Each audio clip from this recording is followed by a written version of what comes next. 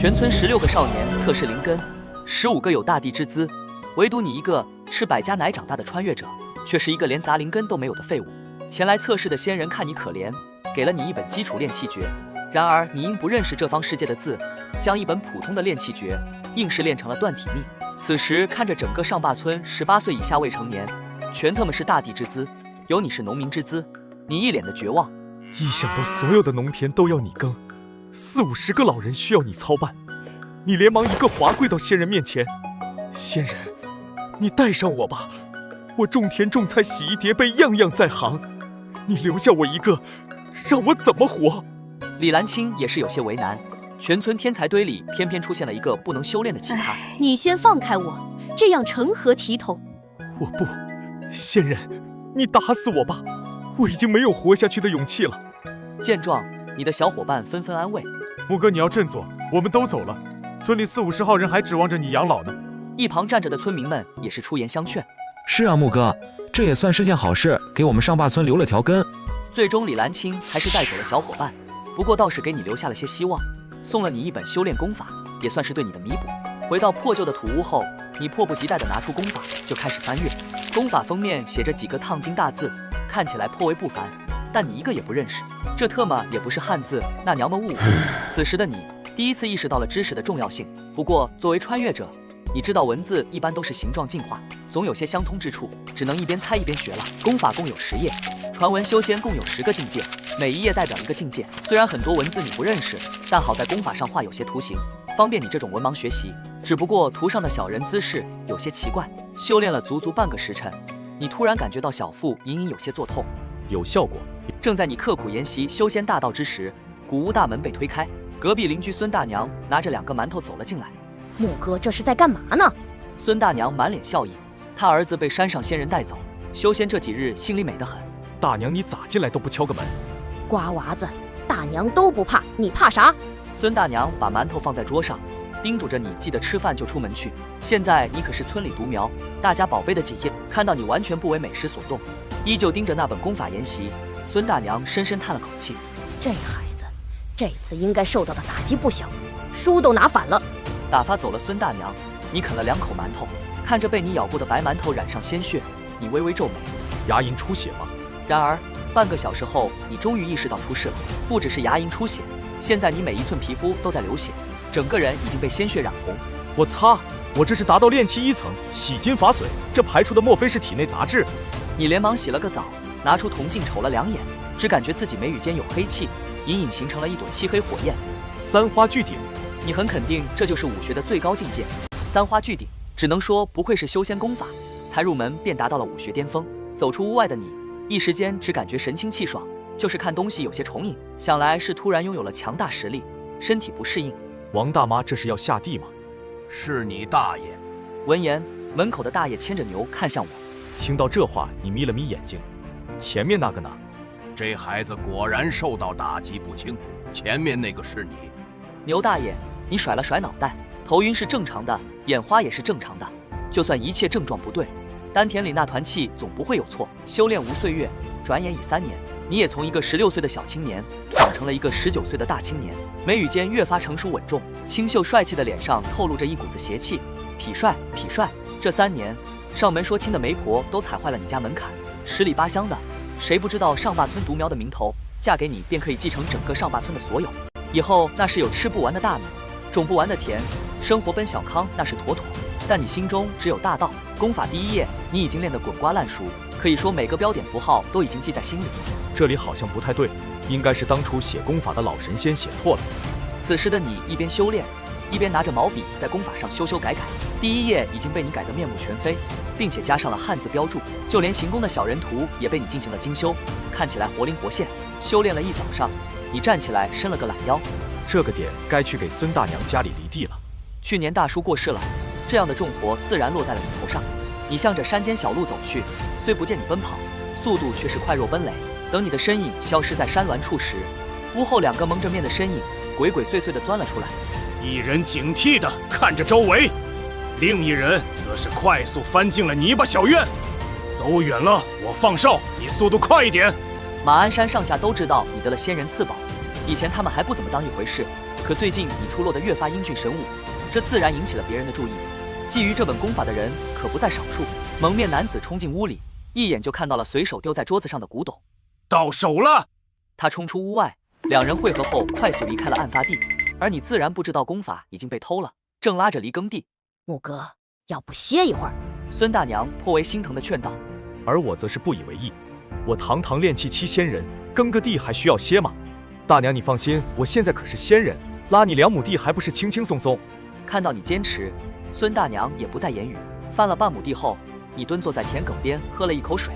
遥想几年前，小伙伴们还没被仙人带走时，这个季节田地间那可到处都是欢声笑语，而现在颇有些死气沉沉，也不知道他们什么境界。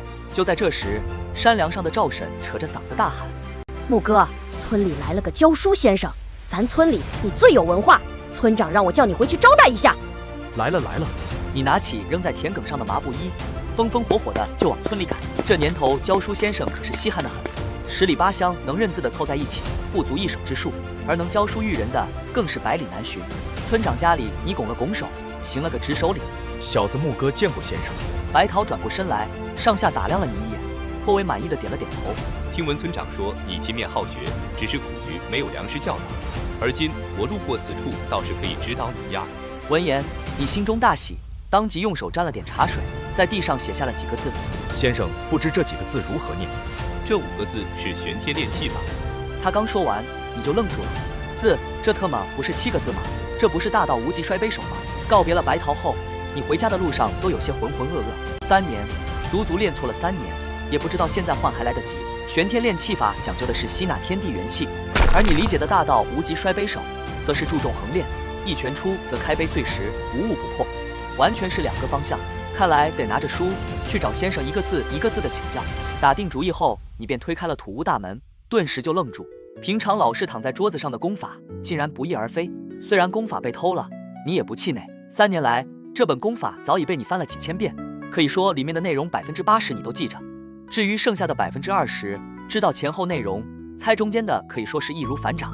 你当即找来树枝，在土墙上写画画，开始修复玄天呼吸法内容。这足足花了1天时间，才将功法复原了出来。虽然与原文略有差异，但是应该问题不大。原本功法是1.0版本，被你曲解后修炼的便是2.0版本，默写后修改的内容为3.0版本。飞仙圣地的人还在修炼1.0版本的时候，我就已经在修炼3.0版本，他们怎么跟我比？而且这次功法书写你使用的是汉字，可以说谁来了都看不懂。也是时候让这个世界的人尝尝做文盲的滋味。放下树枝，运转功法，你顿时感觉体内瓶颈松动，不到半个小时，丹田内的气旋轰然炸碎，随着血液流转全身。这一刻，你甚至能感觉到体内每一个细胞在雀跃，强大的力量感让你有一种无敌世间的感觉。你当即起身，一拳向着大门轰去，拳风顿时掀起一阵烟尘，卷碎了屋内家具，轰隆一声巨响，木门骤然炸碎。强太强了！突破过后，你再次查看墙上的功法，发现书上竟然没有参照点。功法上显示，随着修炼，丹田气旋会越来越大，最后铸就道基，以道基为空间凝练核心，便是金丹。可你的气旋没了，也没发现什么道基。这一夜你失眠了，虽然一夜没睡，但是你依旧精神抖擞。思来想去，最终想到了一种可能：传闻修炼都要配合丹药，要辅以天才地宝，最有可能就是因为没有吃丹药，导致自己气旋散。想到这，你在院子里找了把锄头，便准备上山挖天才地宝。根据上一世的经验，你知道越是深山老林，越是人迹罕至的地方，天才地宝就越多。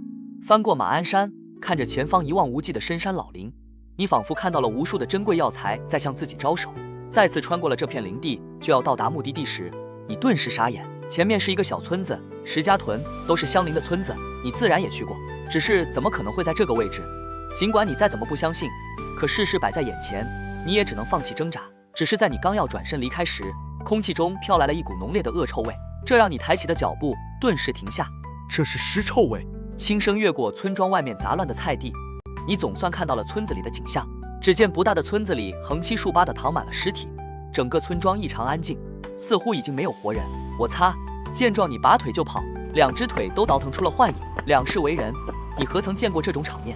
沿途所过的树木被你撞得东倒西歪，跑出了30里地，你才停下来，喘了口粗气。不是累，是吓的。仅仅休息了30秒，你再次提起裤腿狂奔。这次你一口气跑回了家里，将院子门拉好后，棉被往身上一盖，便开始瑟瑟发抖。刚才过去的是牧歌，好快的速度。此时村口的白桃看到你狂奔的身影，一脸震惊。身为儒家修行者，这种速度他也不是没见过，可那是筑基期修士的速度，地上跑的能有这么快的，他是第一次见。略微犹豫了一下，他还是向着你的小屋走去，推了推院门，似乎被什么东西从里面抵住。白桃沉吟了一下，一手撑着围墙，翻身就跳进了院子。躲在被窝里的你刚有些冷静下来，便听到小院内传来了脚步声。那脚步声很慢很轻，不急不缓，却是仿佛每一步都踩在了你的心跳上。声音很快就来到了床边，你卷着被子往墙边缩了缩，手指轻轻扣着眉心。喉好痒啊！白桃来到床边，掀起一角被子往里瞧去，刺耳的尖叫声顿时响彻了整个小山村，震得这位儒家大修耳膜发颤。床上的身影愣了2秒后，一个飞扑抱住了他的大腿，眼泪鼻涕直往他青衫上滚。先生救命啊！白桃看着抱住自己大腿的你，叹了口气。原本他还认为你是个隐士高人，看来是多虑了。有人追杀你没？没有。你得罪了什么强大的人物？好像也没有。你擦了一把额头上的冷汗，这才颤颤巍巍地把石家屯看到的事说了出来。白桃无奈地看了你一眼，眼中有些好气。你去石家屯做什么？你也不隐瞒，主打一个老实交代。飞仙圣地的仙人送了我一本修仙功法，最近感觉修行颇为迟缓，所以便想着上山去挖些灵草。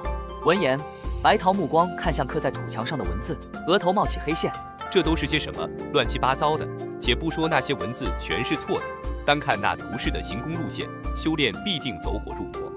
罢了，相识一场。儒家讲究有教无类。他从怀里掏出一本青皮书籍，递到了你手里。这个给你，以后别再胡乱修炼。你看到修行功法，顿时两眼冒光，急忙双手接了过来。昊天长生功。闭嘴吧你！这是儒家浩然正气绝集之，可养浩然正气，妙用无穷。浩然正气长啥样？怎么个妙用无穷？浩然正气无形无色，为天地之正气，滋养神魂，诸邪不侵。以后你就知道。白桃虽如此说，但他心底认为你绝技修炼不出浩然正气。想要修炼浩然正气，必定心怀正义，心境不坚者，终生不可入。一番解释后，他便出了门。原本是想让你带他去石家堂看看，可你打死不愿意出门，满脸怕事的样子让他颇为恼怒。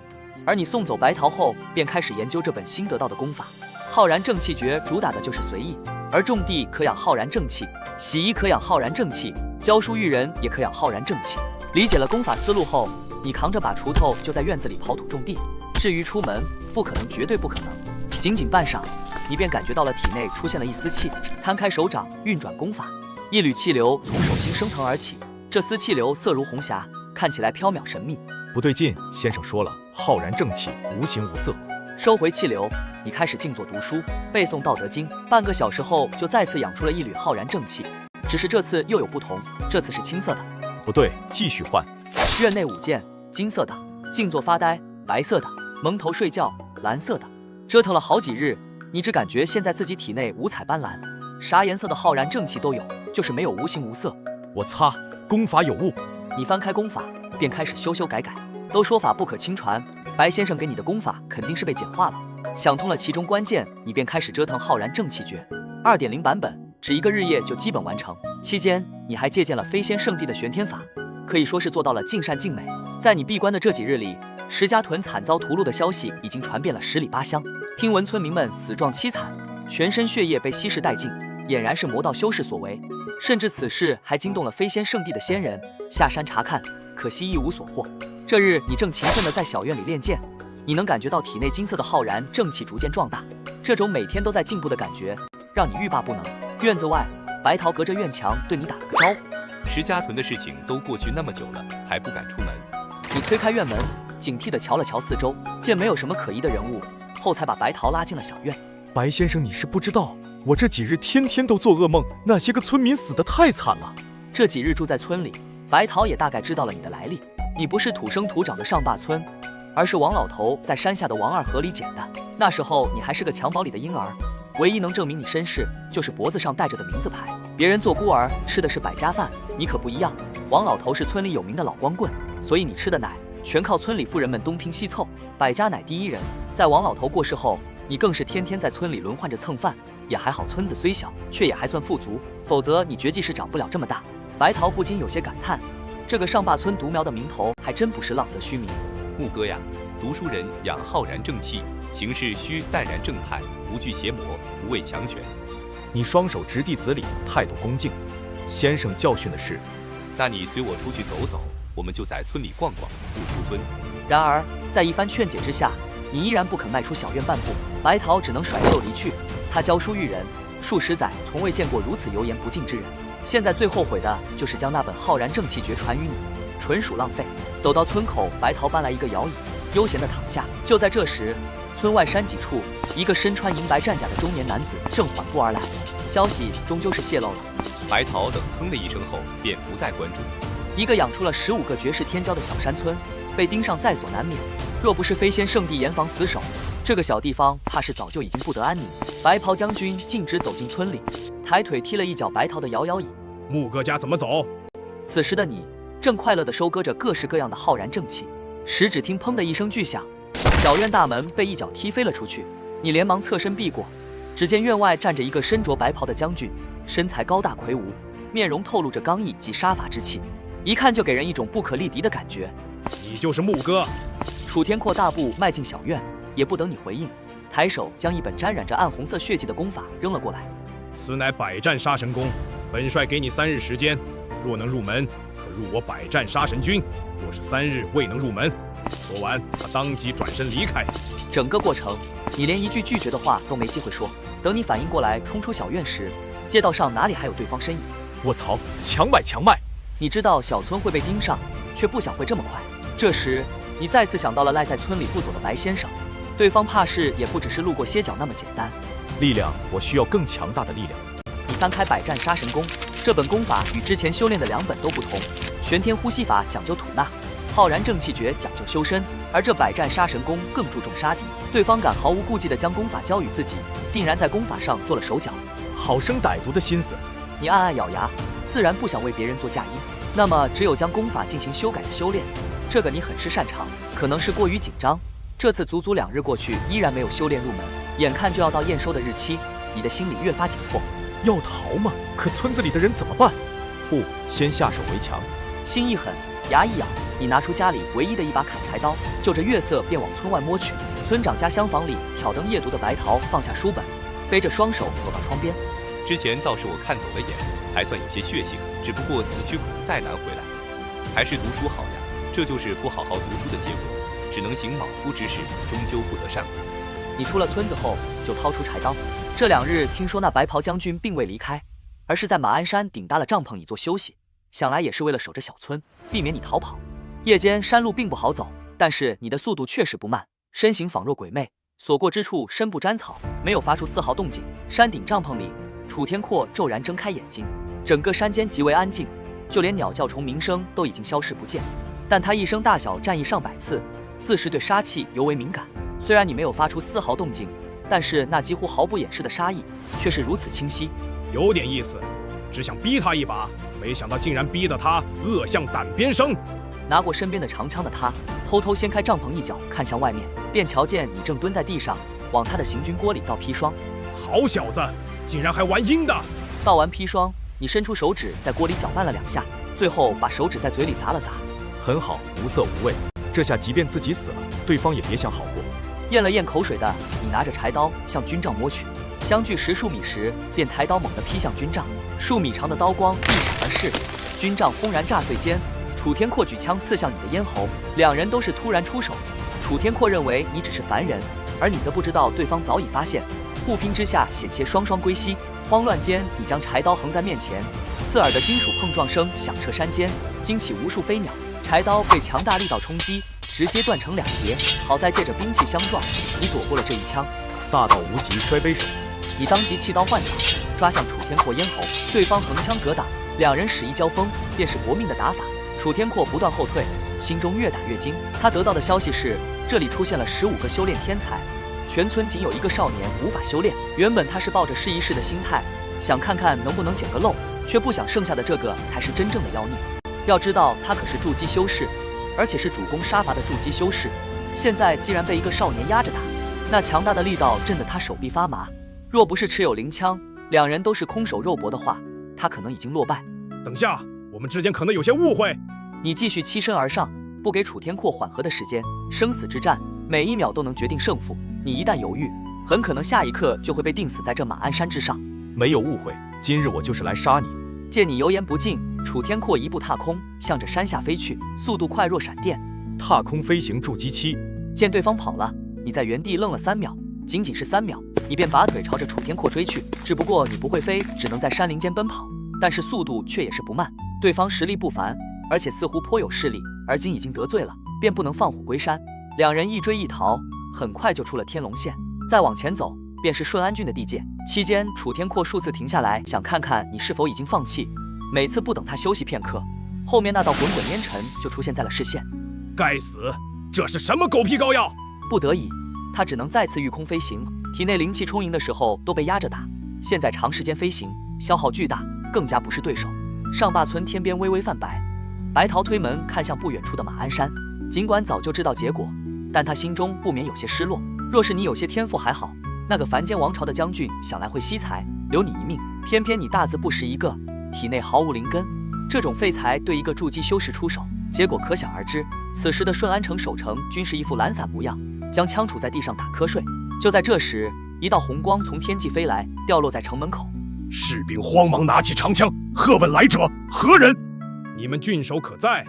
说着，他拿出杀神军令牌。众士兵也算识货，纷纷放下兵器叩拜。郡守大人正在城内，不知神武大元帅驾临，属下这就去通报。你们帮我拦住他，时息只要时息。说完，他再次飞起，化作一条长虹往北方而去。城门士兵面面相觑，这是发生了什么？他们可不相信有人敢在南国境内追杀神武大将军。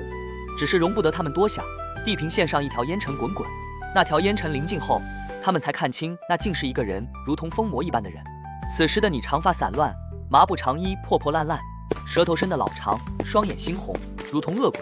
要知道这一路来，即便是天上飞行的楚天阔都显得如此狼狈，更何况你这个地上跑的，换做任何一个人，面对如此情景，恐怕早就放弃。但是你不敢放弃，一旦让敌人缓和起来，恐怕灭亡的就是上坝村。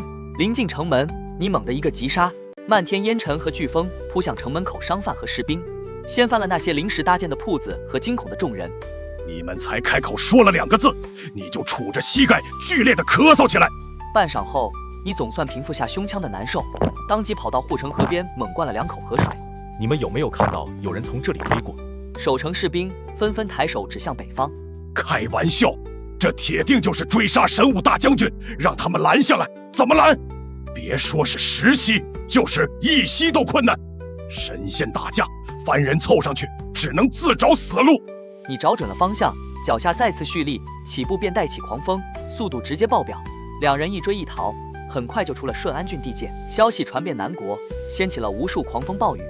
都说神武大将军去山里抢人女人，结果惹怒了人家老公。经南国大司马蜀道山证实此事为真后，左丞相当日就发表了针对此事看法。神武大将军所有行为皆是私人行为，并非代表南国官方立场。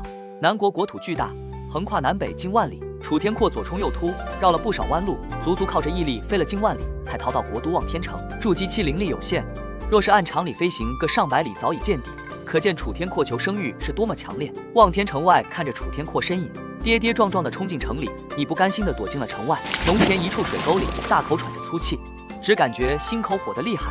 2辈子以来第一次杀人未遂，这几日脑门一热，只想着往前冲了。现在回首去看，顿时心底一阵寒意，太冲动，竟然冲到了别人老巢里，这不是找死吗？想到这里，你的身体微微往水沟里沉了沉，避免被陌生人看到。平复了一下忐忑的心情，你微微伸出半个脑袋看向城门方向，顿时吓得亡魂皆冒。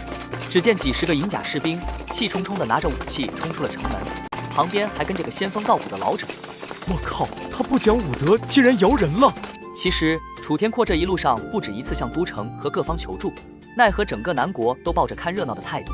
他们已经很久没有看到神武大将军这么狼狈，只管闹，这不还活着吗？可是到了皇城就不一样了，这好歹是他的地盘，而且关系到天界威严。看到那小子，别让他跑了。话音刚落，一时间几10号人往这边扑来。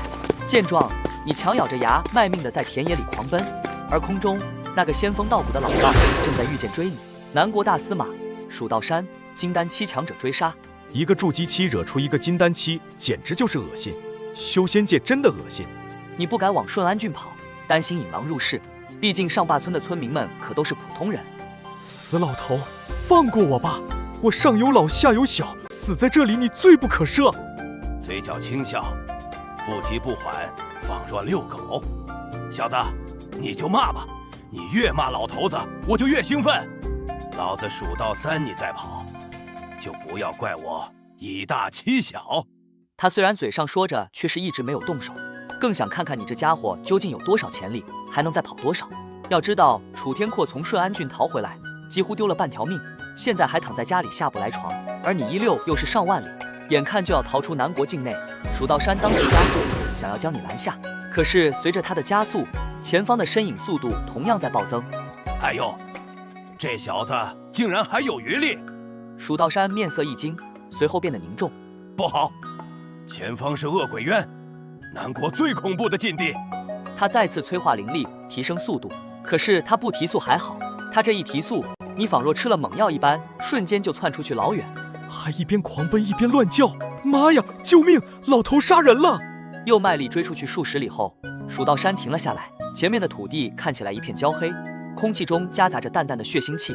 恶鬼渊，他不敢进。这下完了，你前冲了10数公里，见后方没有人追上来，才一屁股坐在地上喘起了粗气。遭老罪了，这次一定要狗到无敌再出关。虽然敌人暂时放弃了，但说不准只是为了让你放松警惕。环视了一眼四周，想要找一个地方藏起来，但入眼是一片荒凉，大地草木枯败，仅在远处有几座荒坟。你咬了咬牙，走进荒坟。最危险的地方就是最安全的地方，现在也顾不得害怕，挑选了一座最不起眼的，瞧了瞧破旧的墓碑上写着的墓主生平：进南山，初从文，进京赶考，寒蝉被盗，无奈回乡，后习武，清净家财，买一方天画戟，奸商欺我，以次充好，扔之水中能上浮，遂修仙，苦练10年，一飞冲天，降落未得其法。兄弟，对不起了，虽然你很惨，但我真的没地方藏了，有怪莫怪。说完，你刨开坟土，掀开棺材，将进南山尸骨找了个最近的树埋了，然后你自己躺了进去，把棺材盖上，再运起灵气复原坟包，心里总算是有了些安全感。刚躺下，就一阵疲惫感袭来，2万多里路不吃不喝的身体早已疲惫不堪，不久就沉沉睡去。黑色的大地上时不时刮起阵阵阴风，一只误闯此地的羚羊被阴风刮过，一身血肉像是棉花一样被吹开，只剩下雪白的骨架散落满地。师傅，这风有古怪。羚羊不远处草丛里，2个身上披着黑土地毯的修士正趴在地上。恶鬼渊可不是浪得虚名，若不是我无意中得到一本收敛气息的功夫，打死也绝对不会进入此地。2人一边说着，一边往前慢慢挪动，那谨慎的样子丝毫不比你差多少。地毯的一角掀开，透过缝隙可以看到一张精致绝美的脸庞正在往外张望。女子看了一圈，突然眼中神光一亮，前面有几座荒坟，先到那里避避这妖风。旁边的地毯翘起一角，同样是个女子，不过她看到那些荒坟，莫名的有些害怕。师傅这会儿不会不太吉利呀？无妨。2人换了个方向，再次蠕动。这次足足爬了1个多时辰，2人才躲到坟堆里。马上就到晚上了，先找一座荒坟藏进去，避过百鬼夜行。师傅明显很有经验，对这里的危险很是了解。于是2人各挑了一座坟，挖了起来。江湖儿女不拘小节，2人很快挖开了坟头。师侄慕容月还算讲究，将棺材里的尸骨收拾起，放到一边。前辈恕罪，小女子无意冒犯，等我避过死劫，再给您老放回去。师傅汤可威就没有那么多讲究了，他甚至都没有打开棺材仔细看，掀开一条缝就钻了进去。里面空间挺大，睡个2个人都不显得拥挤。棺材盖上后，汤可威缓缓松了一口气。这个地方实在是太危险，从进入这里后，他心神一直紧绷着，现在总算能放松下来。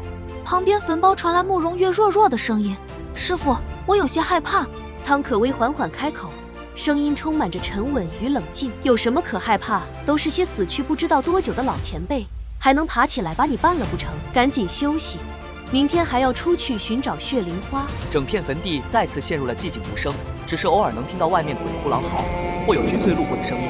毕竟是在野外露营，你睡得不是很安稳，一整夜都在做噩梦。半睡半醒之间，你翻了一个身，一个空灵女生在你耳边呢喃：“哎呀，你压着我头发了！你浑身打了一个冷战，一股寒意涌起，整个人顿时清醒过来。只是刚醒过来，你差点再次晕了过去，只因不知何时你身边竟然睡了一个人。从触感来看，应该是个女人。对方此时双手环着你的脖子，一只修长玉腿正搭在你腰上。虽然棺材里很是黑暗，但是女子不知道脸上涂抹了什么，竟是在这乌漆嘛黑中泛着淡淡荧光，看起来惨白惨白。我擦，有鬼！你一声尖叫，双手不停地挣扎，脚也是在棺材里乱蹬。前世口嗨，感谢大自然的馈赠，现在报应终于来了。迷迷糊糊中，汤可威小腹挨了一脚，清醒过来的他还不等弄清状况，一只大手就拍在了他脸上，使劲地往旁边推。他当即运起灵气，在全身形成了一层防护，随后放开神识，狭窄漆黑的棺材里，状况一目了然。哪来的炼气期修士？大惊之下，他慌忙起身，额头顿时重重地磕在了棺材板上。该死，老娘的清白！汤可威在宗门里一直被称为天下第一冰山美人，粉丝信徒数不胜数。为了维持人设，他可是性格清冷得很，从小到大何曾有男人这样碰过他？现在的他只觉得自己不干净，心中惊怒之下，他恶向胆边生，双手成爪，翻身骑在了你身上，便想要掐死你。灭口，必须灭口！只是手还没碰上对方呢，便见你身体抽了2下，双眼一翻，口吐白沫，晕过去了。见状，汤可威改爪成掌，抬手就是一巴掌。醒醒！可是你毫无反应，一副任你揉捏的模样，这倒让他有些不知所措。犹豫片刻后，他叹了口气，罢了，欺负一个炼气期，说出去让人笑话。他翻身换了个位置躺下，可是棺材内空间狭窄，不管什么身位，总是避免不了与对方贴在一起。之前认为里面躺的是一具尸骨，他倒是觉得无所谓，现在换成了一个大活人，他反而觉着浑身难受。该死，究竟是哪冒出来的？心里忐忑的等到天亮后，他打开棺材，深深吸了一口外面的新鲜空气。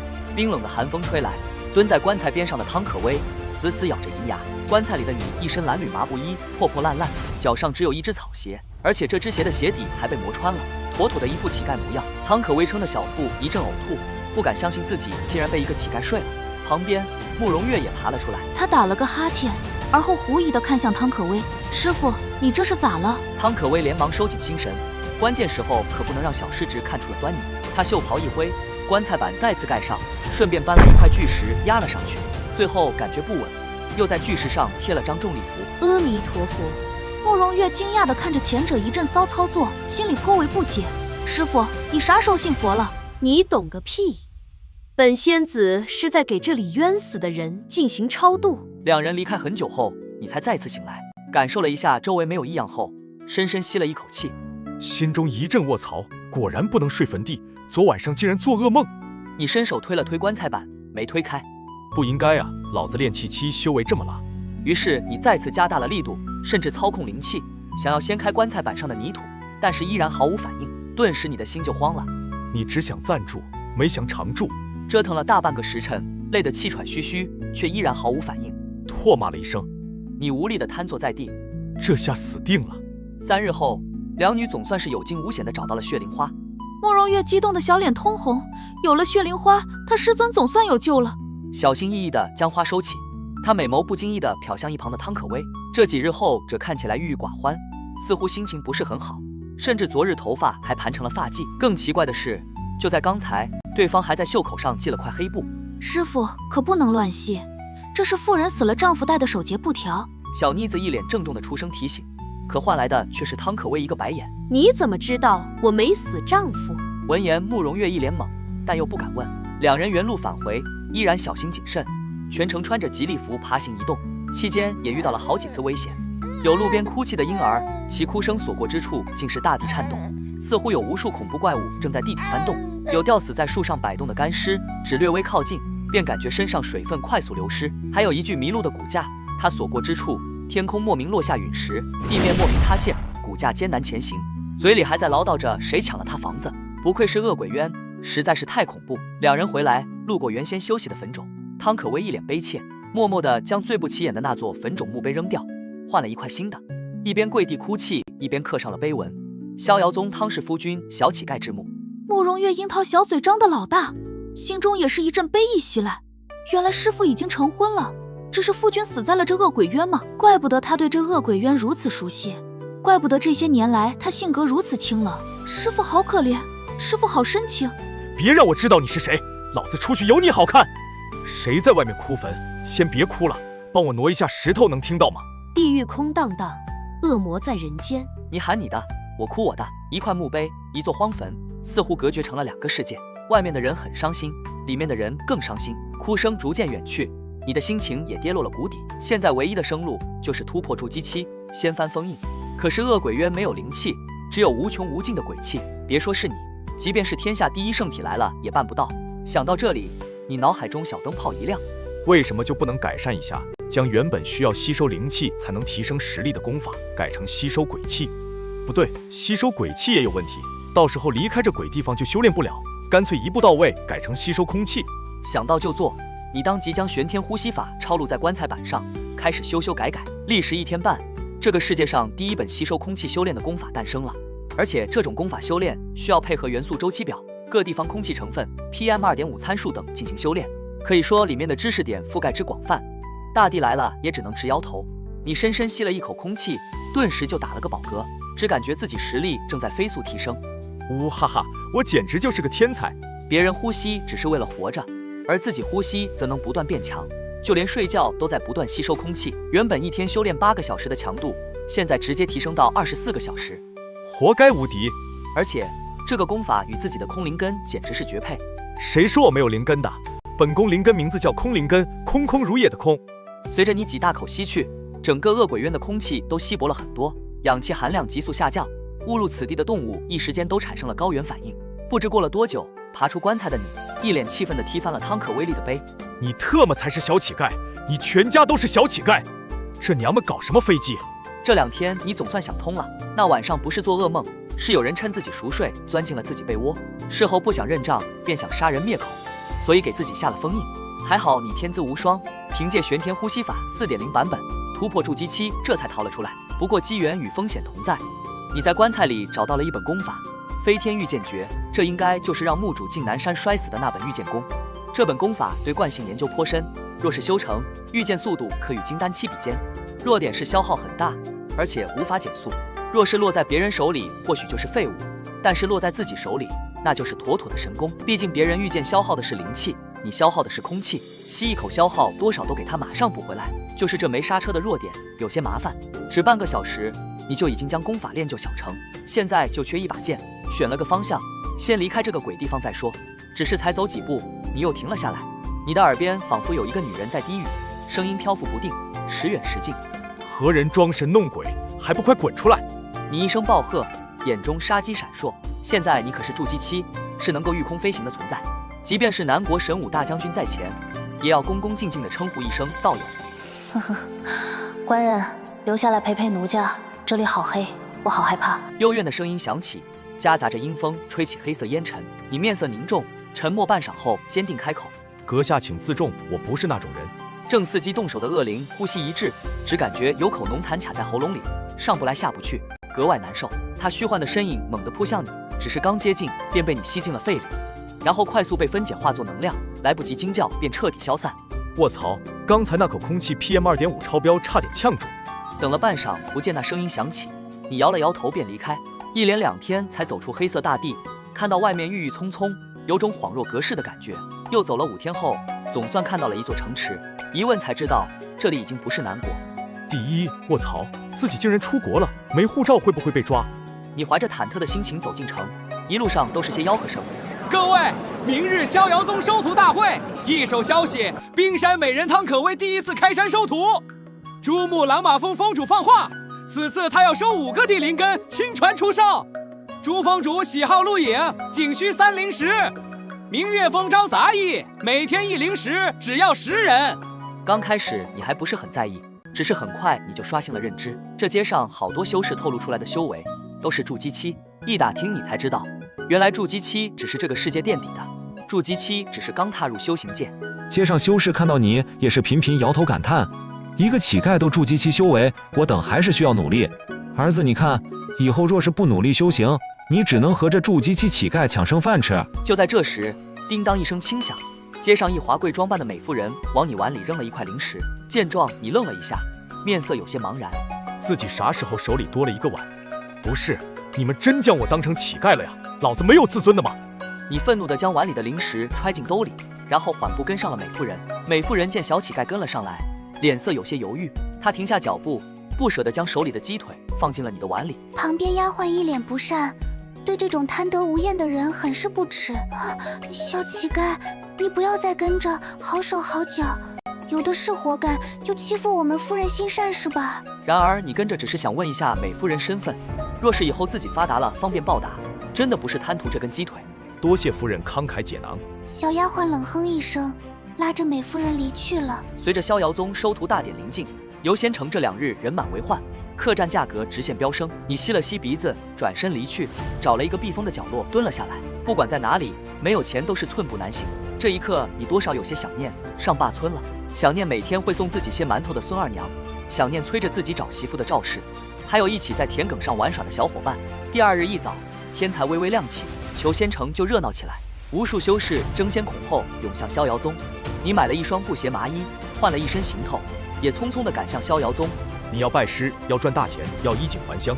广场上人山人海，一眼看不到尽头。逍遥宗收徒只看2样东西，一是灵根，二是悟性，所以考核也分为了2关。第1关灵根测试，10个巨大探测石摆放在广场中间，只要觉得自己还行的，都可以去摸一把。你挤到近前，开心地将手放在测试石上。测试弟子擦了擦眼睛，他检测这么多年，还是第一次见没有灵根的人。石柱上的风长老也是来了兴致，他们也是第一次见。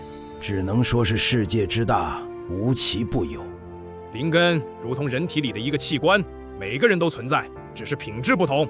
朱字在嗤笑了一声，没有灵根，只有一种可能，此子在刚出生时被人以强大手段挖走。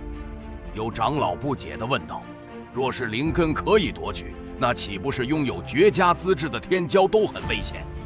也不一定，想要夺取灵根代价极大，而且灵根离开体内后，灵性流失，品质下降极为严重。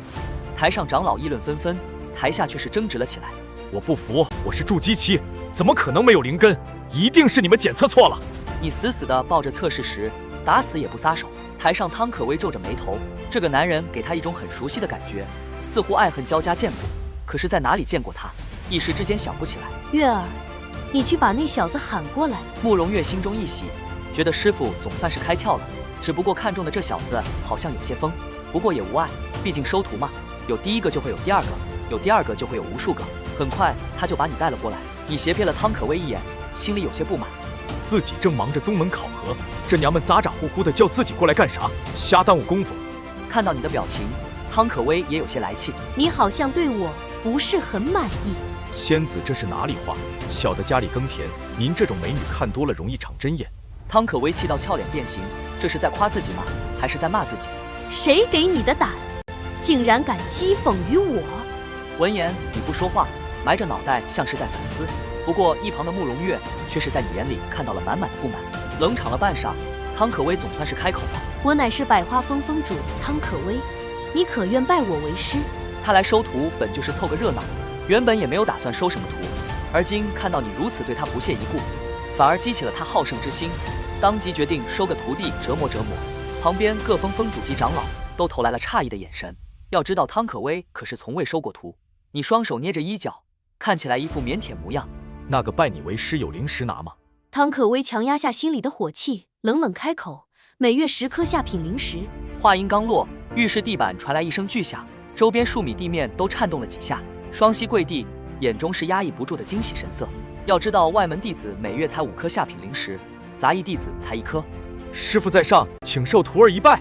汤可威脸色更黑了，自己的威名竟然不及10颗下品灵石管用。呵呵呵，这个世界还是毁灭吧。瞧见师傅脸色不好看，心中咯噔了一下。好家伙，自己太过主动，师傅不会是觉得报价高了吧？该死，上辈子明明有那么多菜市场砍价的经验，却在这个时候掉了链子。师傅，徒儿上的厅堂，下的厨房，犁地种菜，放牛无所不精，10块灵石绝对不亏。此话一出，师傅的脸色更黑了，都能挤出沫来。见状，你当即改口：师傅，我能煮灵石，能种灵田，还能养灵兽，10块灵石不亏。呵呵呵，忽悠傻子呢！将刚才说的都加一个灵字，就能拿出来应付我了是吧？算了，反正也没有灵根，想来现在这筑基期的修为是吃了什么天才地宝，就当收了一个种地的。内心自我安慰一番后，汤可威便一挥衣袖，带着慕容月离开。而你正掰着手指头算一年有多少灵石，回过神来后，高台上哪里还有师傅的影子？我操，我这是被遗弃了。逍遥宗收徒大典足足持续了1个星期，期间更是惊现2个地灵根天骄，上演了一幅各风抢人的戏码。还有一个女子虽只有单系火灵根，但是悟性逆天，逍遥剑诀一看就会，更是只用了1个小时便将第1剑练就入门。至于你，整整1个星期依然没有找到百花峰位置，无奈只能跑到收徒广场问路。可是这些长老峰主都高傲的基本没人理他。那本逍遥剑诀你也从第2关考核那拿来看吧，只能说是漏洞颇多，尚需要修改修改。找了半个月没找到百花峰，无奈之下你只能回到求仙城。